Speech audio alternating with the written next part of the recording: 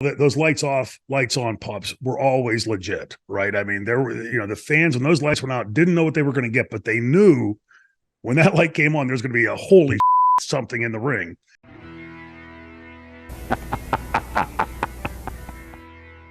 Jerry Lawler is on WWF television the main opponent of ECW, probably, well, on screen and maybe in real life as well.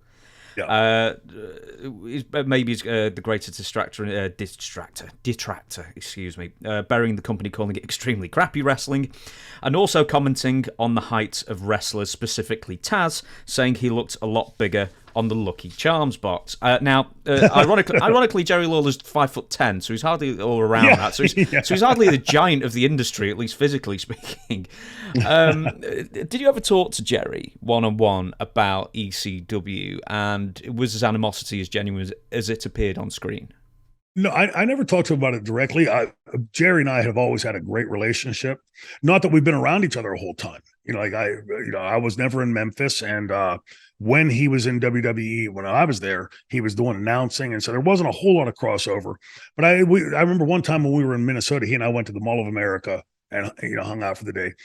Jerry is superb as the character that can get something else over. And so the extremely crappy wrestling comment, we all popped on it. Right? It's so Jerry Lawler. It's so Jerry the King Lawler. But we also knew that our fans were going to go, fangs out. Screw you, WWF. And so, again, the yin and the yang, the push and the pull of what, Jerry couldn't come and say, hey, you guys are a great promotion, but I'm going to come in and beat you. He was playing that role. And anybody that knows Jerry knows that, that's how he, proceeds. I mean, look at the stuff he did with the Lotka from Taxi. Andy Kaufman. Andy Kaufman, there you go. So, he's one of the best ever in our business at getting another entity over. And I remember watching the Andy Kaufman thing back then in real time and wondering, like, is this legit? Is it not legit? Because when he came out on Letterman and smacked him, I mean, that was a smack. And, just enough to blur that line that, I consider Jerry like one of those masters that came before me that really can do this to perfection. And so we won the extremely crappy wrestling stuff, and Taz, look bigger on the Lucky Charms box. All those little comments, we all popped at because I don't think Taz maybe. I was going to say, I don't think Taz did. I think this is after Barely Legal. Jerry Lawler turns up to the ECW Arena, and the lights go out, and the usual Sabu kind of thing, and then he comes up, and man, that audience is stunned. They're going through a range of emotions very, very quickly. Of all the people who got a reaction like that in the ECW Arena, where does Jerry Lawler's pop or whatever it is? Pretty close to the top. Yeah. Yeah, pretty close to the top. I mean, because it was so, Jerry by that time, was so identified with wrestling, but also with WWF. But he was like a middle-aged guy as well. He was in his late 40s at that point, and yet he can still engender that kind of hate, like genuine hate from a crowd. I find that, as you say, only the masters can do that. Yeah. Well, again, you go through wrestling and see like how complete the history is with guys like that from each generation. You go back, like in Bruno's generation, and maybe bleeding a little bit towards Flair's generation. You didn't really ascend into that main event spot until your mid-late 40s and into your 50s. And those guys were in such great shape they could do that. And they had all this years of career behind them. I think Harley Race and Bruno and all the guys we're talking about, but Jerry for sure, because of these like complete what become now generalizations in the pop culture. There are very few people that aren't aware of the Andy Kaufman angle. There are very few people that, especially that follow wrestling, that aren't well aware of what puppies are or, the pulling the strap. But like, to be fair, Jerry Lawler never looked the part, right? I mean, like Harley Race, they never looked like two tough guys, albeit were tough guys. But that was what wrestling was. And that's how, like we throw the phrase around the masters, what I consider to be the masters.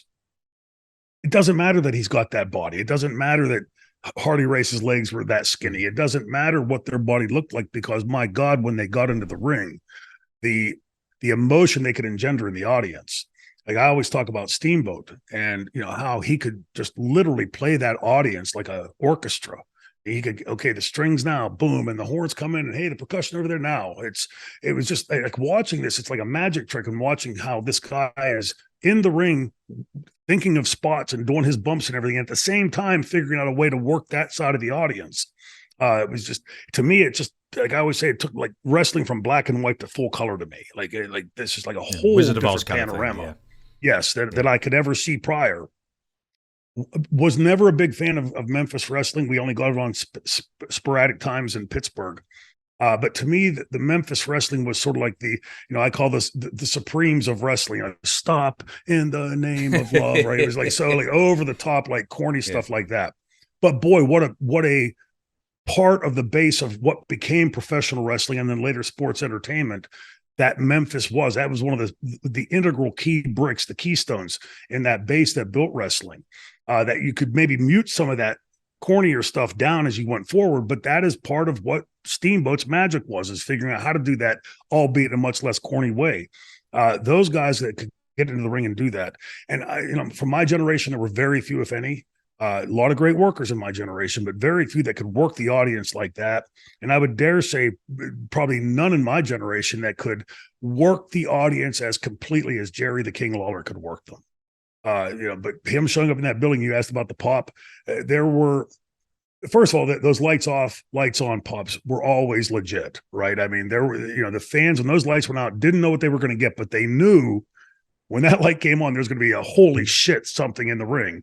And, you know, again, testament to Paul's booking that he came up with that, because, you know, anywhere along the line, if you do a lights out and lights on and there's, you know, Joe Blow standing in the middle of the ring, you know, it would have just killed it. So, and Jerry was at that moment, at that point in time in the whole wrestling industry legacy and lore that was wrestling then, in that building, there was probably no place else on planet Earth that Jerry Lawler could engender that kind of response. That was that legitimate. If those fans in that building that night could have gotten their hands on Jerry would have probably been in some trouble. Well, that's actually what I was going to ask next. Is, do you think? I don't know how many times you've ever. I know with the Pitbull thing you did. We won't talk about that. We'll talk about that another time. But I mean, was it getting towards white heat? Do you think there was actual legitimate danger for Jerry? I partly yes, because in Philadelphia, I mean, you know, if you've seen any of the videos online recently of Philadelphia, you know, Philadelphia has always been a hard-nosed, hard-edged place. Most of those Eastern Seaboard cities are, because you have so many people living on top of each other. But the ECW fans, the fans that were in the building that night, those fans had become so integral. And you heard me in the past say that they were the sixth man on the bench for us. Like we always knew we could elicit that response if given the right product. So for us, that was an asset that we could use. We knew that those fans were in our pocket and that they were rabid. So yeah, no, without question, there are some of the fans in that audience that night that would have hurt Jerry if they could have gotten their hands on him. Yeah. And I also think there were a lot of the fans in the audience that night and every night in the ECW arena that we ran there, where they were playing the role of what they were supposed to be playing on camera. So, you know, a bit of a mishmash, probably not as much white heat as say like Terry Funk would have had in San Antonio or Amarillo in say 1978. But, you know, albeit in that building that night, there's unquestionably somebody that would have stabbed Jerry if they could have gotten close enough or punched him in the face or whatever. Yeah.